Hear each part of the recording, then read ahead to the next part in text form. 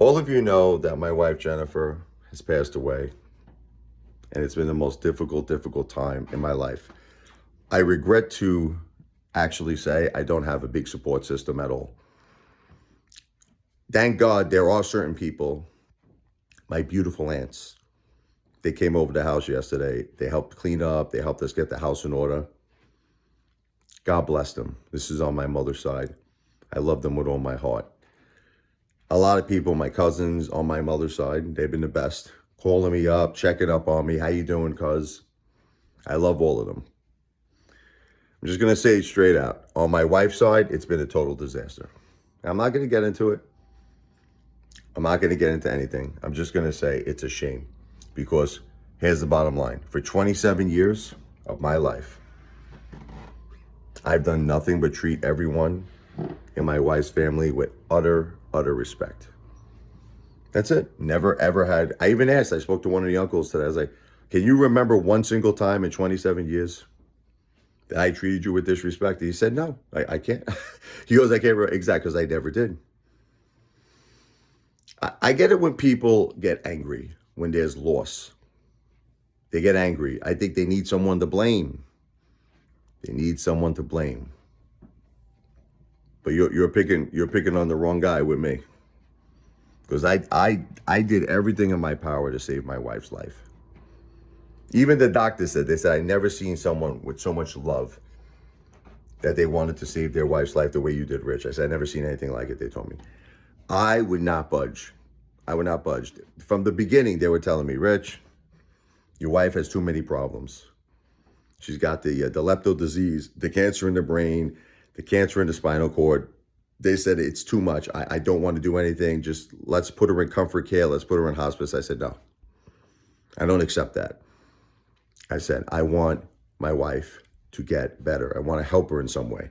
They're like, what do you want us to do? I said, let's treat the pneumonia. Can we at least focus on that? Because they didn't want to treat the cancer.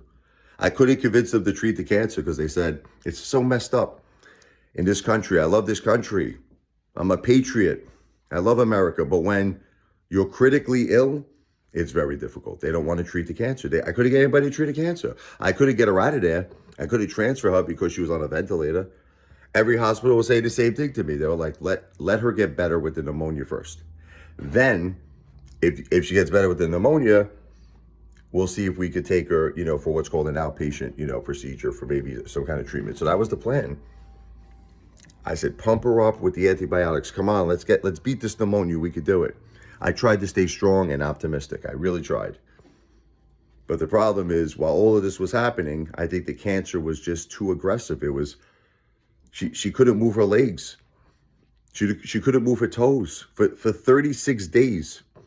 Because of the cancer in her brain, she was having trouble chewing and swallowing food, which caused the aspiration. She got aspiration pneumonia. And ultimately, they didn't want to feed her anything through her mouth anymore. Can you imagine? Watch my wife beg me for a drink. The torture it was for me. Please get me a drink. Please get me something to eat. I mean, she wasn't saying it. Because she had the breathing tube in her mouth, but she was pointing like this. Like that was her saying, please. She wants a drink. They wouldn't let me do it, the doctors. Okay, so now we know what happened next. Okay, I already apologized. I don't know how many more times I have to apologize about this. I feel like I've apologized 100 times. I'll apologize 101 times. Her beautiful cousin, I've known her 27 years as well. Always treated her great. She never ever paid for a dinner. I took her to the Roadhouse when we all go out with the family. Me, Jennifer, and the kids, and her cousin. I took her to Fuji. I took her to every restaurant. She come over, bake cookies. The kids loved her. She loved the kids. Everything was great. I just made one error, and we know what the error is. After we went out to Harold's, we had a wonderful time. It was the first wonderful time in a month and a half of the most torturous time of my life. Watching my poor dear wife, the love of my life, suffer. I'm watching her suffer. And I simply said to her cousin, do you think you would like to be a part of our kid's life? She said, yes, I said, that's great. I said, you know what? Maybe a few years, 3 years from now, who knows? Maybe we could develop something. It was the worst thing in the world that I said. I think the only reason why I said it, and I wanted to apologize, she's not taking my calls at all. I wanted to apologize. I just wish she would give me the chance. She's not doing it. Her uncle flipped out on me. He's screaming at me over it. Cursing at me, screaming at me. I'm like, my God. My God. I said, listen to me. It was a moment of weakness. I saw my wife suffering for a month and a half. Me and the kids had been so shooken up. For the first time, it was like the first day in like a month and a half, I saw my kids smile. I saw them smile when we went to Harold's and we had this beautiful dinner. I saw them smile. And it just touched me. I don't know. It brought me, you know what it is? I just can't get over the fact that my wife is gone. I can't accept it. I can't accept that I have to cremate her now this week. I've been like really prolonging it and procrastinating because I don't want to put her in like an oven. My head, I'm like, oh my God, it's like, it's scaring me. I understand what you're going to say. You know, well, when a person's gone, they don't feel anything. I know this, but it's just scary. Okay. And my mother came home. I have a lot of problems. My mother came home with, you know, she has pneumonia.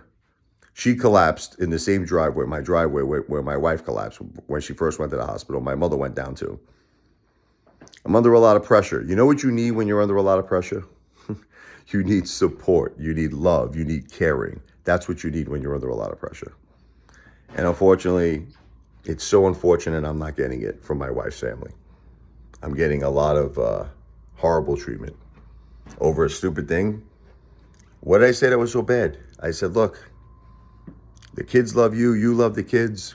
Would you like to spend time with them? Yes. Maybe in a couple of years, something could develop with us. It was a major mistake. It was stupid. I didn't mean it. I didn't mean it. I would give anything to take it back. Why did it happen? A month and a half of torture. A month and a half of torture. That's my only explanation. It was a month and a half watching my poor wife just really, really suffering. Feeling helpless. Feeling like there's nothing I could do for her. Feeling my children they were like, they're not themselves. We're not ourselves. My children is miserable. Everyone's miserable. And this was like the first day I saw a smile on their face. I don't know. I lost it, I guess. And I was just thinking of the kids. That's all I was thinking. I swear to you. People are trying to make these implications. Oh, you were trying to be a naughty boy. No. I had no intention of doing anything bad. Nothing. I was just thinking of the kids. Look, I love Jennifer. This is the thing. But she's gone. I don't know what to do. It's like I have to somehow find a way to accept that my wife is not here anymore. Because I'm actually, if you want me to tell you the truth, I'm having a tough time accepting it. And I'm having a tough time accepting that I have to cremate her. It's just, I wish I had more support. That's all. If anybody would like to support us in this time, please read the description of this video. Oh, man. We're really going through a tough time. It's really, really crazy. Like I said, think about this. I lose my wife. My mother comes home with pneumonia. She collapses. She can't move, my mother. My wife couldn't move. I got no support, very little support, a little support. Thank God for my mother's side. My mother's side of her family has been showing me a lot of support. But as far as my wife's side, none. And it's really sad because you would think that they would say to themselves, Richie and Jennifer had two beautiful, beautiful kids, Michael and Sophia. Richie's got to stay strong, right? Richie's got to stay strong. Let's show our support. Let's be there. Now, instead, yelling, screaming, cursing, over what? A stupid comment that I didn't mean. I don't know. It's terrible. And I'm like I said, it's a horrible thing, but I don't think that comment justified this type of, no one's talking to my kids. Nobody's returning my calls. No one's returning my daughter's calls that she's contacting her cousin. It's crazy. Oh, for what? A stupid comment? Absolutely crazy and heartbreaking and sad.